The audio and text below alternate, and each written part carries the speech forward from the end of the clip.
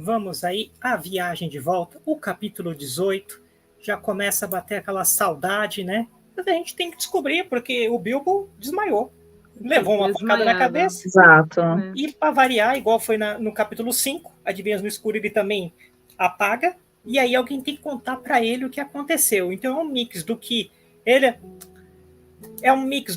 ele falou, do que o narrador trouxe, do que alguém falou. Então vamos descobrir. A viagem de volta começa com uma frase clássica do Bilbo nas presepadas dela. Quando o Bilbo voltou a si, estava literalmente por si só. E no finalzinho desse parágrafo, eu adoro essa brincadeira que o Tolkien faz de extremos de temperatura.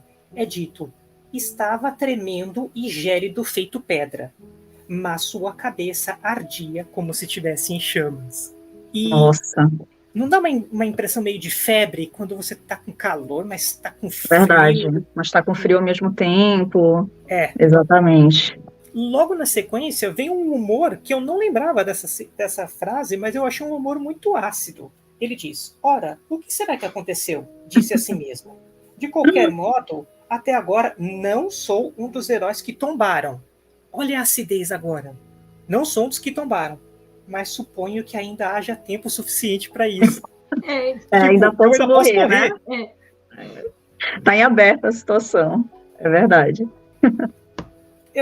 O Bilbo começou a falar, nossa, mas eu tô sozinho, tá tudo quieto aqui, né? E aí ele viu uma pessoa chegando e ele começou a falar, olá, oi aí. Quais são as notícias, Só um detalhezinho que um pouquinho antes dessa parte, eu acho muito interessante que o Tolkien coloca que, ecoando o início do capítulo, que ele estava por si só, ele fala que a tristeza parecia estar no ar. Vitória, afinal, suponho, disse ele, sentindo sua cabeça dolorida. Bem, parece um negócio muito sombrio. Isso me lembra, assim, um pouco até do Tolkien na Guerra, um eco, assim, fraco. Aquela pós-batalha que traz aquela tristeza, aquela confusão, essa questão da solidão. Tem um outro momento mais lá pra frente que ele tem que parar para analisar para ver quem ganhou, né? Que ele vê os corpos dos gobelins. Então, me pareceu um eco bem fraco, assim, mais sutil dessa questão do pós-guerra ser uma coisa triste e solitária. Eu acho que ele começa o capítulo trazendo isso, e aí ele vai dando uma aliviada, como se ele tivesse... Vai mais leve. Eu acho que ele entrega isso, que é eco da própria guerra que ele participou, e a gente vê isso também em toda a guerra do Silmarillion. Ela nunca é de fato uma grande comemoração, vencemos. Ela é sempre amarga. Sempre tem esse amargor, né?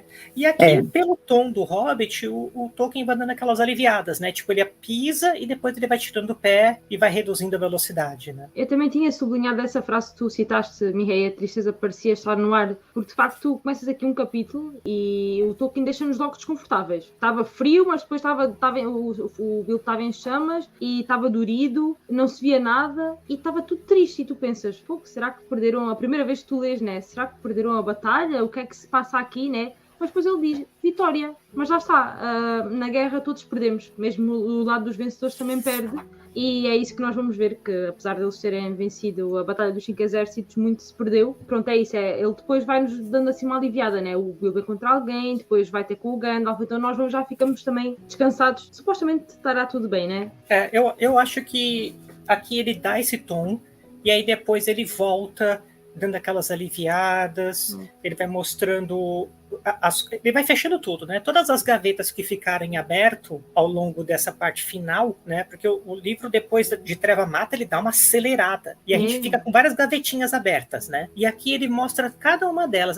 Terminamos aqui, vamos fechar a gavetinha Montanha, gavetinha Elfo, gavetinha Beorn, gavetinha Gandalf, e ele vai tirando um pouco desse amargor com o tempo. Ele aqui também manda assim outra stand-up comedy. Ele aqui também mostra assim essa acidez, né? Aqui na última linha da primeira página, ele diz, pronto, o Bilbo lembrou-se que tinha o anel no dedo e diz, ora, abençoado ele seja, essa invisibilidade tem as suas desvantagens, afinal. Do contrário, suponho que eu podia ter passado uma noite quentinha e confortável na cama. Do género. Sempre. Foi bom e foi ruim ficar invisível, né? Foi bom porque ele escapou de morrer. apesar de ainda dar tempo de morrer. Ainda pode Mas, morrer, por ainda outro pode continuar lado, caído. Exato. E a gente vê que ele só foi descoberto porque quem tava passando lá achou que as pedras estavam sendo uma voz de pedra, né? Tipo, Exato. E aí ele só soube porque o Gandalf falou. O Gandalf, o mago, não tivesse dito que sua voz foi ouvida pela última vez neste lugar. O Gandalf estava ligado, tipo, no meio do quebra-pau, e ele lembrava, ó, última vez que eu escutei o Bilbo, ele tava por ali gritando águia. As águias, isso. Exato. Foi a última coisa que ele falou. Exato. E depois ele assim, está muito ferido, pergunta ao Gandalf e o Bilbo. Uma porcaria de pancada na cabeça. Uma porcaria de pancada na cabeça. Exato. A tradução tá muito despojada, né? Tá muito gostosa de pegar essas piadinhas, né? Inclusive ele fala que sinto-me enjoado e minhas pernas parecem feitas de palha. De palha. Ah. Aí o cara fala, vou carregá-lo até o acampamento lá embaixo no vale, disse o homem e se pôs a levá-lo com facilidade. É pequeno, né? Exato. Tinha aqui uma observação, mas acho que posso dizer já aqui, porque nós sabemos aquilo que o Bilbo fez, né? Em relação a Arkenstone, e nós quando agora vamos ver, nós percebemos que o facto de ele ter levado a Arkenstone ao Bard, né, e ao Thranduil, isso não iria ser uma questão que iria resolver. Se não houvesse, imagina, se não houvesse a Batalha dos 5 Exércitos, como é que o Bilbo, ao fazer isso, ia resolver toda esta questão? Ele se arrepende até um pouco no momento, né? Ele fala assim, eu acho que eu não consegui resolver. E então parece que aqui a batalha era aquilo que tinha de acontecer para tudo correr da forma certa, né? Porque tal como o César disse, são fechadas muitas gavetas que foram abertas e tudo aquilo que nós encontramos ao longo do livro, desde que o Bilbo sai de Rivendell e atravessa as montanhas, tudo agora vem ao encontro nesta batalha, não? Então, lá está tudo condensado. Quando a gente fala do Tolkien, ele quer entregar pra gente uma história hermética, só que no Hobbit ele ainda vai dando sempre uma aliviada, que é uma coisa que a gente não vai ver no Senhor dos Anéis. E a gente não vê nada, a gente vê pouco no Senhor dos Anéis, que o final é agridoce, e a gente não vê nada disso no Silmarillion. Então são 3 tipos de escrita. É penador total. Então, são 3 tipos de escrita e que você vê que é deliberado. O Tolkien fala que eu vou falar de guerra, eu não vou banalizar ela, mas não vou pesar. No Senhor dos Anéis, a gente sente o peso, mas tem um alívio. E quando você chega no Silmarillion, é uma atrás da outra e é só desgraceira. É porrada, tira e bomba, né? Tipo, a Batalha das Lágrimas Innumeráveis. Eu nunca terminei de ler a primeira vez, eu falei, que terror, cara. Exato. Quero ler mais, que morreu todo mundo. E o final do conto dos filhos de Húrin, então, é ler e se acabar depois, é ler e chorar, é ir para a cama em posição fetal e chorar até adormeceres. O Rodrigo deu a deixa aqui, ele fala que esse tom aí, do começo do capítulo, já ser meio melancólico, pode estar entregando o que a gente vai ler agora, né? Que estavam procurando o Bilbo, não só porque estavam procurando ele. Ele encontra o Thorin escudo de carvalho, né? Ele estava ferido e tal, e aí o Thorin fala, adeus, bom ladrão. Eu achei tão bonitinho isso. Muito fofo. Aí, o Tolkien mete um Silmarillion aqui sem dó. Disse ele, vou agora para os salões de espera, sentar-me ao lado de meus pais, até que o mundo seja renovado. Aí você fica... O que é isto? Onde? É um Ragnarok? É um apocalipse? O que é? E aí, acabou. Acabou. Quem entendeu, entendeu. Na verdade, quem leu a primeira vez, em 1937, não entendeu, né? Não percebe nada, exato. Nada. Bugou, só. Dá esse tom, e aí ele já tira o pé. Uma vez que agora deixo todo o ouro e toda a prata, e vou aonde são de pequena valia. Desejo me despedir em amizade de você, e queria retirar minhas palavras e ações no portão. No final, uma atitude super humilde, né, do Thorin, que a gente não esperava no decorrer do livro, porque desde o início do livro ele tem essa atitude mais arrogante, né? E aí chega nesse... Exatamente, com bastante prepotência, e aqui nesse momento, no momento derradeiro, né, ele pede perdão, basicamente, quer retirar as palavras ruins que ele falou pro Bilbo. Eu acho muito bonito, e a resposta que o Bilbo dá, eu achei legal porque ele não falou Thorin, ele fala, adeus, rei sob a montanha. Rei sobre a montanha. Você conseguiu. Poxa. Você conseguiu. A sua missão foi cumprida. Tudo. Até arrepiei aqui. Essa ideia tá dentro da não utilização do nome, mas do título. Aquilo que é dito de outra forma é muito mais bonito. Super significativo. Adeus, rei sob a montanha. Essa é uma aventura amarga se tem que terminar assim. E nem uma montanha de ouro pode torná-la boa. Contudo, estou contente de ter partilhado de seus perigos. Isso foi mais do que qualquer bolseiro merece. Olha aí. Faz isso comigo. Resposta à altura também. O Bilbo também ótimo com as palavras. Quem é este Bilbo, né? Quem é esse Bilbo? Fica até apertadinho. E aí o Thorin responde ainda mais bonito ainda. Não, disse Thorin, há mais bem em você do que sabe, filho do gentil oeste. Nossa. Alguma coragem e alguma sabedoria mescladas em boa medida. Isso aí, o Tuque e o bolseiro. A coragem e a sabedoria. E no finalzinho, eu gosto que ele fala só um adeus. E a gente vai ver que tem um personagem muito importante, um outro rei no Senhor dos Anéis, que quando ele morre, ele basicamente só fala isso também. Ele termina de falar e adeus. E é a última palavra que ele pronuncia. 2 reis que falam isso. O Thorin aqui e um rei no Senhor dos Anéis. Só que nos apêndices, né? No Senhor dos Anéis. Eu acho muito... Não é engraçado, mas é como o Tolkien simplifica tudo. Então nós tivemos aqui um discurso só de frases que nos deixam totalmente arrepiados e no fim ele termina. Então Bilbo deu meia volta e saiu por ali a sós. E se sentou sozinho embrulhado num cobertor e, acredite você ou não, chorou até seus olhos ficarem vermelhos e a voz rouca. Ou seja, no fim ele é só um serzinho que está ali perdido e que, como nós, também queremos chorar embrulhados no cobertor, não é? Então ele parece que do nada perde a poesia toda e descreve-nos aquilo que nós fazemos quando estamos sozinhos, né? Mantinha e chorar. Ainda na mesma frase.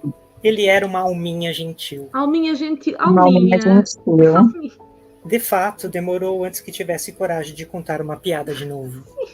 A gente tem que ter um tempinho de luto, né? Um tempinho de ficar na concha, né? Ficar meio deprê.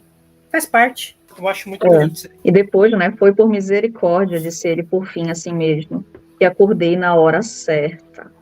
Então, providência divina aí também. A sorte do Bilbo, né? A sorte, entre aspas. O acaso. Foi por acaso. Exato. Foi no momento certo que tudo aconteceu. Ele conseguiu se despedir do Thorin e conseguir resolver as mágoas entre eles. Só para fazer um comentário aqui, a Folha da Terra-média é um perfil de Instagram super engraçado, e ele já veio fazendo piada, né? Porque tem aquele filme As Vantagens de Ser Invisível, ele colocou as desvantagens de ser invisível. Perdeu uma noite quentinha na cama. Muito bom, um abraço pro pessoal. Só tem meme engraçado, tem a Folha da Terra-média, é tipo um jornal, assim, é bem engraçado. O meu próximo comentário aqui, ele fala sobre estar começando a voltar, né? E eu gosto que fala o seguinte: seus ossos doíam de vontade de fazer a viagem de volta. É forte essa frase, né? Tipo, quando você sente no osso, é uma coisa impossível, né? E aqui parece que depois o Tolkien faz-nos um resumo daquilo que se passou, né? Do género, estou com preguiça, então, de escrever uma batalha, então vou pôr o Bilbo a dormir, né? Desmaiado. Aí a batalha acontece. E depois, vocês que se contentem com aquilo que nós temos, né?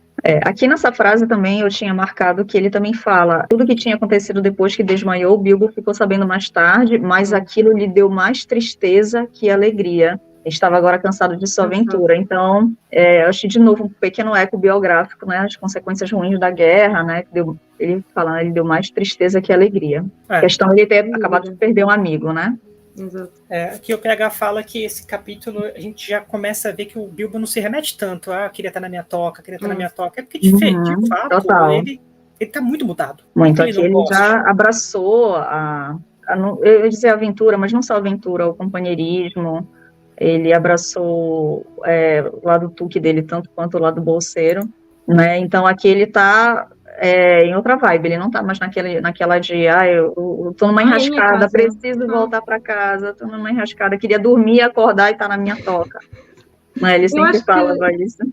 Eu acho que o Bilbo, a diferença é que, espera lá, ele independentemente de querer ou não continuar a voltar para a toca dele, ao início nós tínhamos aquilo que ele pensava que era, não devia estar aqui, quero voltar, quero ir embora, estou chateado. E agora não, ele quer voltar, mas sabe que ele tem que voltar porque a missão está cumprida. E ele já não pensa, não devia ter vindo, mas ainda bem que vim, mas já chegou a minha hora. Então, também... Assim, acabou, estava cansado de sua aventura, né? Então ele encerrou a participação dele. e sentiu isso, né? Que acabou a participação dele e que Exato. agora era hora de voltar. Exato. E aqui eu acho que tem isso de muita resolução. A própria descrição da batalha que a gente tem depois, apesar dela ser detalhada, ela é muito rápida. Você vê que ela é comprimida, né? Que o Tolkien, de fato, não parecia estar querendo mexer muito com isso. Mesmo as grandes batalhas, eu acho que só o campo de Pelennor é muito bem trabalhado no Senhor dos Anéis. Porque as outras do Silmarillion são bem comprimidas. Eu acho que ele sempre gosta de dar um geral. A batalha aconteceu assim, mas não fica detalhando muito. Né? Liberdade criativa, para quem imaginar. Isso, aí fazendo até uma comparação com o autor Bernard Cornwell, né, que é famoso por justamente escrever detalhadamente cada minuto da batalha ali, que é um dos meus autores também preferidos, que eu gosto muito, mas é um estilo completamente diferente. Aqui o Tolkien, ele fala a estratégia, né, fala de onde está vindo o exército do Gobelin, o exército dos elfos, dos anões, quando eles chegam, os anões do Den, e aí ele dá aquele panorama geral. Então, ele não chega a dar detalhes da batalha em si, mas a gente consegue compreender ali a geografia da montanha, dos braços da montanha, que dá aquele... a gente consegue perceber o que aconteceu. Sim. E aí o Bilbo, quando acorda também, aí ele vai fazer a análise dele, vai conseguir perceber, né, que a batalha foi ganha. Então, acho bem interessante também isso, porque o Tolkien realmente, nenhuma batalha ele chega a descrever tanto, mas a gente consegue, é o suficiente, né? Isso que eu quero dizer, é o suficiente para a gente se localizar e entender o que está acontecendo. E acho que, já que tu falaste já algumas vezes sobre a experiência biográfica de Tolkien, né, da guerra, ele sabe o que a guerra é, né? E nós todos, mesmo quem não teve, sabe que a guerra de bonito não tem nada, então para que descrever aquilo que é desagradável e irmos muito a fundo nessa questão, né? Então é isso, olha, o que o Adriano comentou. As batalhas não devem ser confortáveis para Tolkien, né? É isso mesmo. Ele coloca elas porque elas são parte da história, exato. como a história humana é. Mas ele não faz disso foco, né? Ele faz disso as resoluções que elas geram.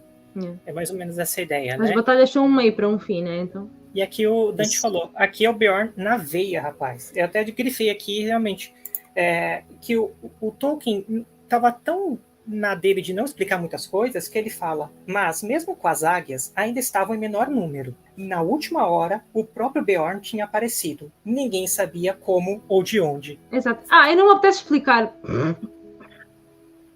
Apareceu. Ninguém sabe. Aceitem, ele apareceu. Exato. Tava lá. E aí o Beorn o Beorn, na verdade, é o grande herói, né? Isso é um erro gritante dentro do filme, porque o Beorn, no livro, ele abaixou, ergueu o Thorin, que tinha tombado, saiu abrindo espaço na guarda dos orcs grandes, e eu acho meio bruto, como o Tolkien descreve aqui. Dispersou a guarda pessoal de Bolg, arrastou para o chão e o esmagou.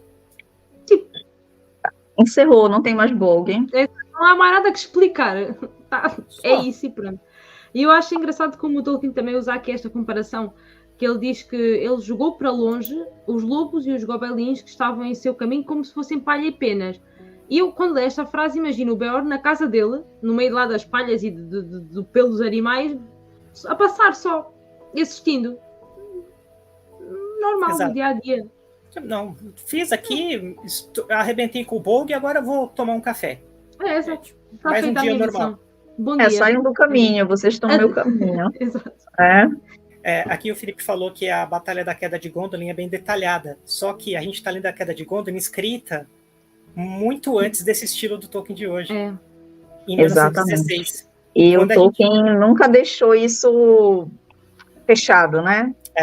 Escrevia, reescrevia e deixava inacabado também, né? Muitas versões inacabadas. Mas pode até ser que ele mantivesse, mas a gente foi vendo que conforme ele ia mudando as histórias, ele ia tirando algumas coisas e trocando. Ele conseguiu dar o tom de muita coisa enquanto fazia o Senhor dos Anéis. O Senhor dos Anéis deu muito tom do resto do Legendário. A Márcia está falando que isso tinha que ter no filme, minha maior decepção. Realmente.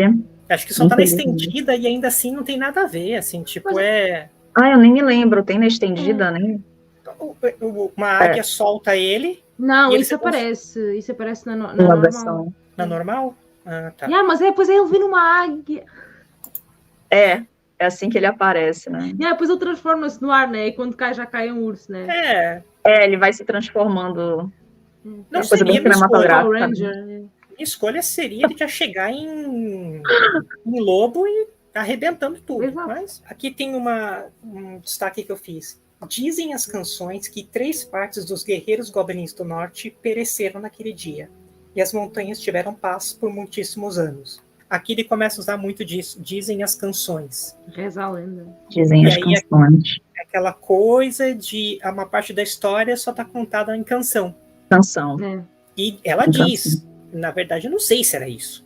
Quem é que contou quando Zé que morreram, né? Ninguém. Foi o povo, ao ver a batalha, começou a cantar, né? Fez uma música, festejou. E, aí E o ele vai Bilbo dando- registrou isso, né? O Bilbo foi lá e registrou o que as canções diziam. O Bilbo pergunta onde estão as águias. O Gandalf fala que elas já estavam voltando para os seus ninhos, né? Que elas estavam terminando de caçar os remanescentes. O Gandalf faz um comentário muito interessante, porque o Dain cumpriu uma promessa que o Thorin tinha feito, porque o Dain Pé de Ferro, que aqui não chama Pé de Ferro, a gente só vai saber que o sobrenome dele é Pé de Ferro no Senhor dos Anéis, o Dain coroou o chefe delas, das águias, com ouro e jurou amizade com elas para sempre. Porque a gente sabia, lá no capítulo das águias, que elas tinham colares de ouro, que tinha De ouro. a coroa, mas a gente não sabe como. E não foi o Thorin, foi o Dain que honrou. E o Dain honrou todos os compromissos que o Thorin tinha colocado. Não, e Isso aqui diz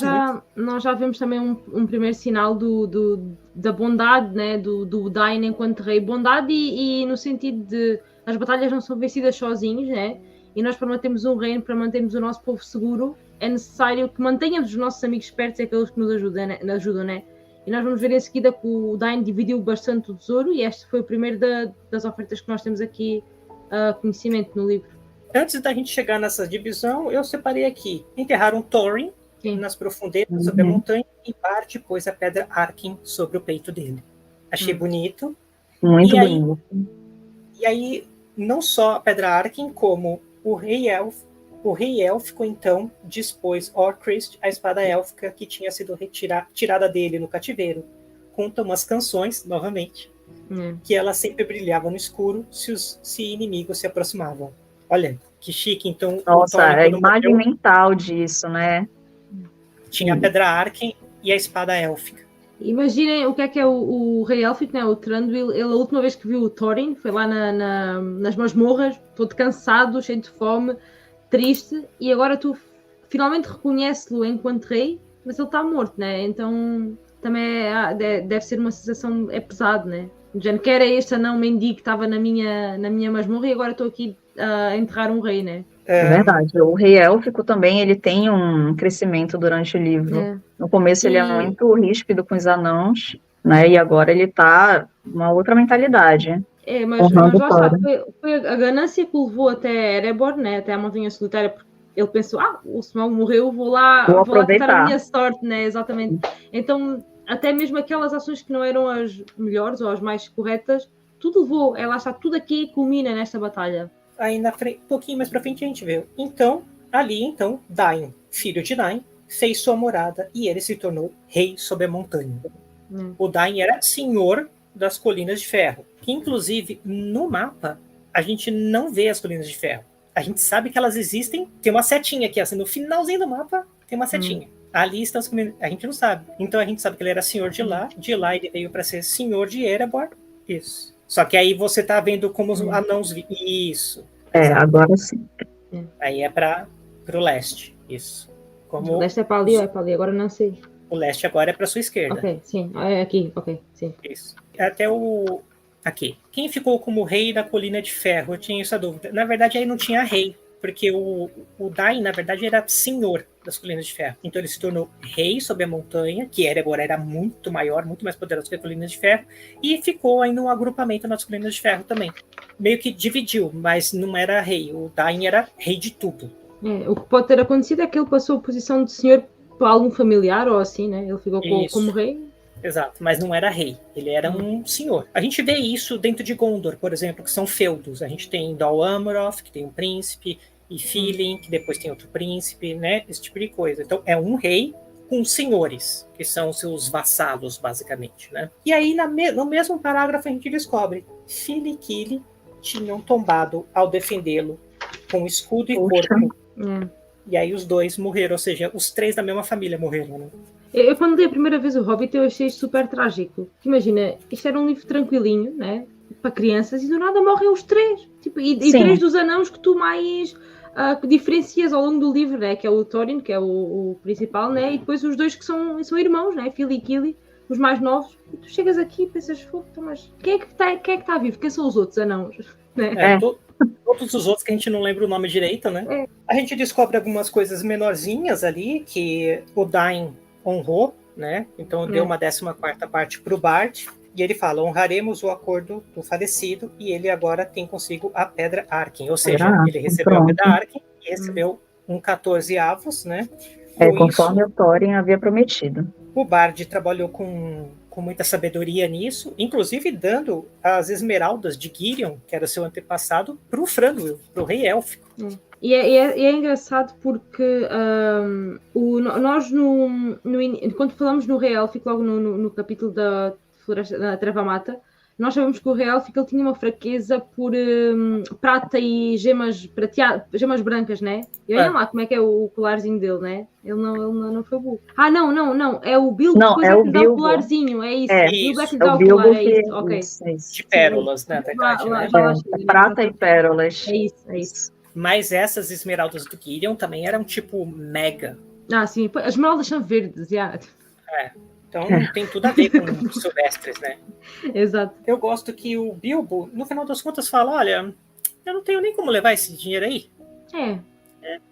Não ia ter como, não sei nem como eu ia levar de volta, e ele ainda acrescenta, né, sem ter confusão no meio do caminho. Aí ele fala assim, olha, vou levar pouco então. Aí ele pegou, fez uma arquinha ali, uma cheia de prata, outra cheia de ouro, colocou no pônei, e isso é o máximo que consigo transportar. E aí ele foi dar adeus pro pessoal, né? Então os anãos curvaram-se profundamente diante de seu portão, mas as palavras pareciam grudar em suas gargantas. Adeus e boa sorte, aonde quer que você vá, disse Balin, por fim. Se alguma vez nos visitar de novo, quando nossos salões se fizerem belos uma vez mais, então o banquete há de ser de fato esplêndido. Se alguma vez estiverem passando lá perto de casa, disse Bilbo, não hesitem em bater, o chá é às 4, mas qualquer um de vocês é bem-vindo a qualquer hora. Qualquer hora. Não adianta, né? Ler trocentas vezes e ainda... Sempre dá aquela... E aqui vemos o nosso Bilbo, né, do género, no início do livro, visitas inesperadas não, nunca, o que é que se está a passar na minha casa e agora podem vir a qualquer hora. Podem vir a qualquer hora, né? Seja, é muito bom isso, essa mudança. Agora podem ver a hora que quiser. Exato. E nessa parte, quem tem o Hobbit anotado, tem uma anotação que é muito interessante, que o Tom Shipp, no livro The Road to Middle-earth, fala um pouco do contraste entre a fala do Balin e do Bilbo.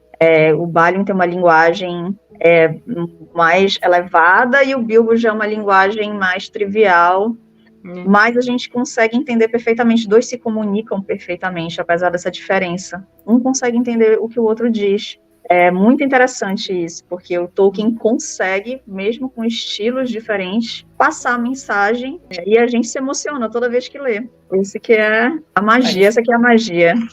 A gente vai ver muito disso no Senhor dos Anéis, né? Como o Frodo consegue falar completamente diferente. Depende do interlocutor. Ele não quer falar difícil com alguém que é mais simples. Ele fala simples pro simples e difícil pro difícil. E, cara, ficar pensando nisso, sabe? Tipo, é muito louco, assim. É como se o Frodo tivesse um alt-tab para estilo. Sim. Basicamente é algo que nós fazemos com as crianças, né? E com os animais, né? Tu mudas o tom, mas quando é entre adultos, né? É outro processo, né? Eles começam a voltar, né? E aí a gente começa a saber um pouquinho de como foi essa volta para casa. E eles começam a voltar com a hoste élfica, né? Com e os seus soldados. E é dito, Gandalf e Bilbo cavalgavam atrás do rei élfico e ao lado deles caminhava Beorn. Mais um pouquinho. Eu acho engraçado que aqui o Tolkien diz que o Beorn ele ria e cantava em voz alta pela estrada. Então aquele urso assustador, né? No início, quando ele apareceu, ria e cantava, né? Alguém explica alguma coisa deste personagem, né? Que o rei élfico, Ainda que o rei élfico lhes pedisse para ficar algum tempo em seu palácio. Ou seja, o Thranduil queria que eles ficassem um tempinho lá. Só que eles estavam cansados, né? Pois aqui é quando o Bilbo dá o colar de prata e pérolas. O Dain deu, exato, era isto. Fiz confusão, exato. E aqui Exatamente. também acho engraçado porque o Gandalf aqui, quando se despede do rei élfico, do Thranduil, ele diz que seja alegre a verde mata, né? Que era o nome... O nome anterior. Das trevas, exatamente. O nome de Treva Mata era exato. Verde Mata. Greenwood, Mirkwood, exato. Isso. Eu sempre fiquei curiosa aqui com esta parte, porque nós sabemos que eles não voltam a atravessar a floresta, né? Eles vão por cima, e eu sempre fiquei tão curiosa quando imaginava esta viagem de volta do género. Nós tivemos tantos detalhes para a viagem de ida. E a de volta é gigante, porque eles passam por cima. Exato, dão uma volta. É isso mesmo. Eu assim, quero saber mais. Tolkien conta. Não havia ninguém que... Né? A viagem, nós sabemos que foi mais segura, porque não havia goblins, né? Não havia aranhas, suponho, porque não estamos no meio da floresta, mas tem que ter alguma coisa, né? O que a gente sabe é que aqui eles se separaram. Exato. O Bilbo deu o presente, né? E aí o rei élfico fala: receberei seu presente, ó Bilbo o Magnífico, disse o rei muito grave, e lhe dou o nome de amigo dos elfos e abençoado. Já temos aqui uma ponte para o Frodo, né? Na Irmandade do Anel. Uma denominação que poucos têm, amigo dos elfos. Pouquíssimos. Aqui é um rei a dar-lhe este apelido, né? Exato. Aí é dito essas histórias que a gente não conhece, que a gente não sabe. Teve muitas dificuldades e aventuras antes de voltar. Mas que dificuldades? Poxa, mas quais são elas? Havia o quê? Havia wargs? As aranhas subiram? Digam alguma coisa, expliquem. E a gente não fica sabendo, a gente sabe que eles saíram daqui, subiram. Aqui não tinha mais problema porque os goblins tinham sido derrotados quase todos. Passaram pela parte norte, vieram descendo, desceram mais e chegaram na casa do Beorn. E aqui eles ficaram um tempão, é dito. Três meses. Até as portas da casa de Beorn. E ali, por algum tempo, ambos ficaram, Gandalf e Bilbo. O dia de Yule, que é mais ou menos o Natal, mais ou menos o Natal, isso, equivalente ao Natal. Por lá foi aconchegante e alegre. Olha a mudança do Beorn aqui. E homens vieram de todo canto para se banquetear a convite de Beorn. Olha, ele foi de antissocial para super social. Antes do Gandalf tinha que usar aqueles artifícios para chegar com uma galera. Agora ele já está até convidando pessoas para comer lá na casa dele. Exatamente, então já estava tendo banquete. E qual é a importância disso? A importância disso é que a gente vai ver em A Sociedade do Anel algo sobre a linhagem do Beorn. Exato. Aqui o Hobbit entrega um pouquinho. Ele entrega um pouco. Beorn, de fato, se tornou um grande chefe naquelas regiões mais tarde e governou uma terra vasta entre as montanhas e a mata. E conta-se que por muitas gerações os homens de sua linhagem tinham o poder de assumir a forma de urso. E alguns foram homens soturnos e maus, mas a maioria tinha um coração como o de Beorn, ainda que fossem menores em tamanho e em força. Exato. Com esse trechinho, o Tolkien resolve duas coisas. Primeiro, um personagem que é sui generis, que é muito diferente, o Tolkien fala, depois dele, nenhum foi tão grande, nenhum foi igual. Então a gente sabe que ele é diferentão. Por isso que ele não se encaixa tão bem. E a gente vai ter um eco disso lá na Sociedade do Anel. E quando a gente estiver lendo, a gente vai relembrar disso daqui. Vai lembrar daqui, que um descendente dele é mencionado em Senhor dos Anéis. Então aguardem os próximos capítulos. Olha aí, literalmente. Exato. E eu tenho aqui a última frase que encerra o capítulo, a não ser que vocês tenham algum apontamento desse capítulo. Posso encerrar? Não, a única coisa que eu marquei aqui para finalizar é que ele fala que vem a neve depois do fogo e até os dragões têm seu fim.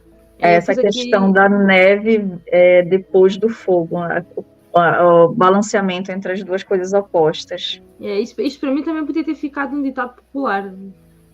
Perfeito, várias frases do Hobbit, inclusive, poderia, né, incorporar no nosso dia a dia, porque perfeitas para descrever uma situação.